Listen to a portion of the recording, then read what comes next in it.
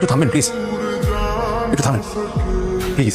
একটা মানুষের past relationship থাকতেই পারে, তাই বলে কি সে অপরাধী? তাকে কাঠ করে দাঁড় করে দিতে হবে? স্যামিও যদি বিয়ের দিন পালিয়ে যেত তখন কি হতো? তখন আমাদের মান সম্মান কোথায় যেত?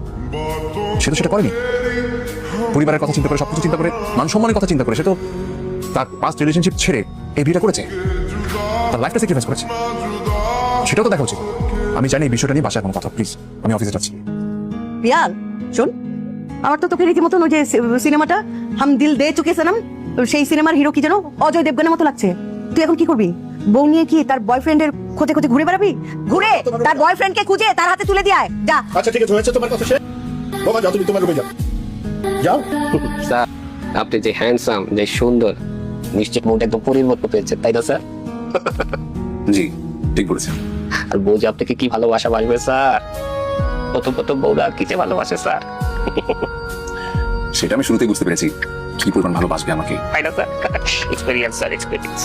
এই যে দেখুন কিছুক্ষণ পর আপনাকে ফোন দিবে, ফোন দিয়ে বলবে, জান পৌঁছে গেছো, জান তুমি কি খেয়েছো, জান আমাকে কি মিস করছো?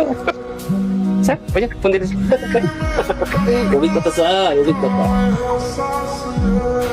হ্যালো, দেখেছেন আপনার মা, চাচা, চাচি সবাই আমার সাথে কেমন খারাপ ব্যবহার করলো? দয়া করে বিষয়টা একটু দেখবেন। আমি দেখছি। জি, একটু ভালোভাবেই দেখবেন, তা না হলে এরপর কিন্তু আমি মেজাজ হারিয়ে চাঁদা করে বসবো। আমি বললাম তো আমি দেখছি। স্যার আস্তে আস্তে শুরু হয়ে গেল বউ শাশুড়ির সেই চিরাচরিত যুদ্ধ। এই যুদ্ধ মোকাবেলা করতে করতে স্যার আজকে সকালে নাস্তাই করতে পারি স্যার। লিমন সাহেব, জানতে রুমে যান, প্রজেক্ট রেডি করুন প্লিজ।